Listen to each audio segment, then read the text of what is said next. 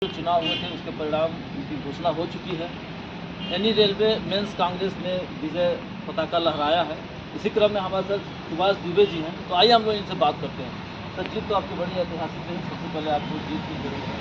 जी। आपके चैनल के माध्यम से मैं पूरे पूर्वोत्तर रेलवे को, पूरे भारतीय रेल को ये बात का अवगत कराना चाहता हूँ। 12/12/24 ऐतिहासिक दिन था। उस दिन पूर्वोत्तर रेलवे ने भारतीय रेल पर एक कीर्तिमान स्थापित किया जो न कभी हुआ था न जो हुआ है, और इससे बेहतर कीर्तिमान पूर्वोत्तर रेलवे में एनी रेलवे में कांग्रेस बनाएगी।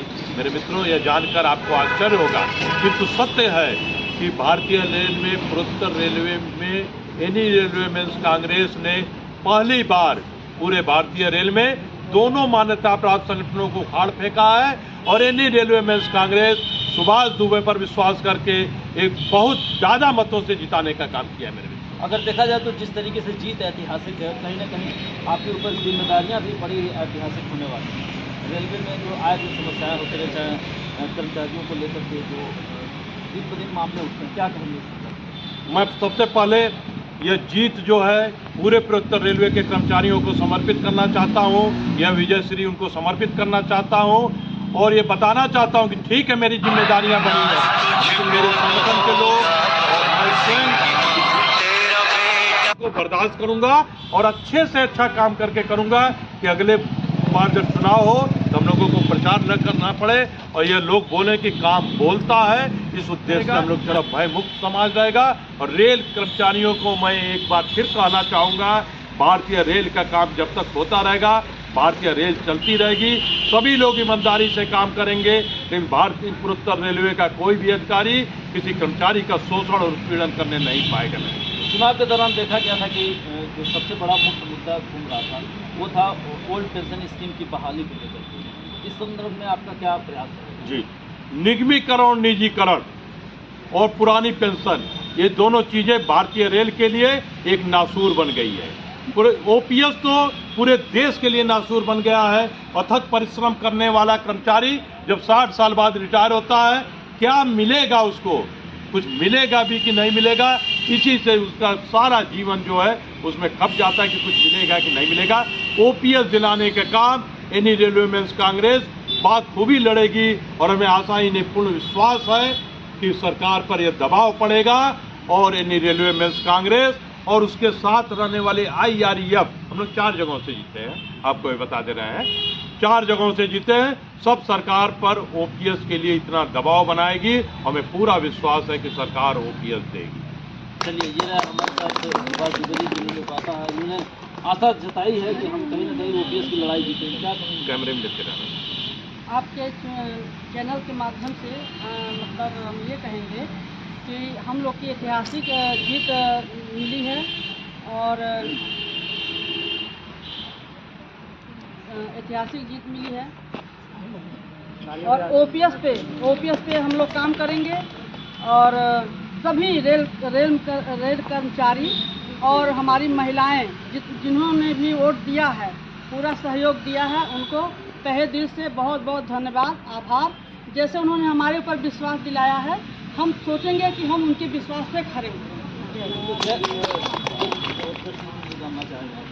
चूँकि आप एक महिला हैं, और रेलवे को कहा जाता है कि देश की सबसे बड़ी रोजगार देने वाली ये संस्था है, और सबसे ज़्यादा मैन पावर भी इसमें इंस्टॉल है। महिला कर्मचारी के रूप में आपको क्या समस्याएं दिखती हैं रेलवे की बात करें? महिला कर्मचारी के लिए तो बहुत समस्या है। सब अधिकारी भी शोषण करते हैं, कहीं जाइए तो कोई काम नहीं सुनता है, ये वो। तो हम लोग ये एनी रेलवे मेंस कांग्रेस के माध्यम से हमारी एक महिला संगठन बनेगी, और उस पर हम लोग हर महिलाओं का समस्या का समाधान करेंगे, सबका सुनेंगे, किसको क्या परेशानी है, किसको क्या है, तो उस हिसाब से अपना काम करेंगे। क्या नाम है आपका? ये मदद का। चलिए, इन्होंने कहा है कि हम अपने संगठन के बैनर तले कहीं ना कहीं एक महिला विंग तैयार करेंगे, और जो विंग कहीं ना कहीं महिलाओं के हित में काम करेंगे। सर, कुछ कहना चाहेंगे अंतिम तौर पर? ये बिना कर्म के जयकार नहीं होती, और कोशिश करने वालों की कभी हार नहीं होती। जो आप ये जयकार पा रहे हैं, 11 साल से अनवरत जो हम लोगों ने प्रतिदिन उठ के अपने कर्तव्यों से विमुख होकर केवल रेल कर्मचारियों के हित में एक सपना संजोया था, उसी का एक मूर्त रूप लिया है और कोशिश हमारी अनवरत जारी रहेगी कि हम अपने युवा कर्मचारियों को ओपीएस उनके सीनियर और बुजुर्ग बन के उपहार में उनके झोली में डाल दें और मेरी लड़ाई तब तक जारी रहेगी जब तक हम कर्मचारियों को ओपीएस का उपहार नहीं दिला देते। जीत के क्रम में आप लोग एक नारा लगा रहे थे, बड़ा चर्चित हुआ हो कि 108 वर्ष का वट वृक्ष को पनपने नहीं दे रहा था, आज मेरे से खड़ा साइड नजर आ रहा है, क्या समझता है? ये मैं किसी कर्मयोगी का कभी भी अपमान नहीं कर सकता। वो 110 साल के बुजुर्ग हैं, यूनियन के प्रेरणा स्रोत रहे, लेकिन आवश्यकता थी कि एक उम्र के बाद आपकी शक्ति क्षीण हो जाती है, प्रकृति का नियम। तो उसके तहत कर्मचारियों को थोड़ा विलंब में याद आया है। युवा जगा है और जब जगता है तो अपने रास्ते में आने वाले हर तूफान को रूप में अवरोध को समाप्त कर देता है। इस बार यानी रेलवे मेंस कांग्रेस के बैनर के तले युवाओं ने अपने प्रगति में आने वाले उस बुजुर्ग तूफान को उखाड़ के फेंक के सुभाष दुबे में विश्वास जताया है और हम सभी रेल कर्मचारियों को विश्वास देते हैं कि युवाओं का मान सम्मान रखा जाएगा, उनकी हर मनोवांछित इच्छा पूरी की जाएगी। यानी रेलवे मेंस कांग्रेस महिलाओं को सिर माथे पर बैठाती है।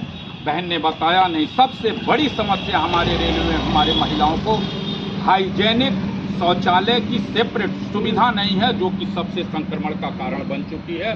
और बात की जाती है महिलाओं के सम्मान की, तो सौम्या माथुर महाप्रबंधक के से ही दबाव बना के सभी कार्यालयों में हाइजेनिक शौचालय की स्थापना कर सर्वप्रथम महिलाओं का मान सम्मान जीता जाएगा। और आगे हम यही कहेंगे, सरफरोशी की तमन्ना अब हमारे दिल में है, देखना है जोर कितना बाजुए का दिल में है, वक्त आने पे बता देंगे तुझे ए आसमां, हम अभी से क्या बताएं क्या हमारे दिल।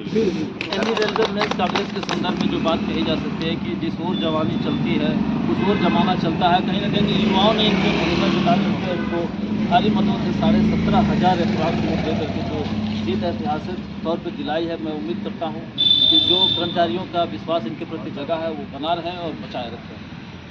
खबर कैसी लगी संदर्भ में अपनी राय जरूर दें।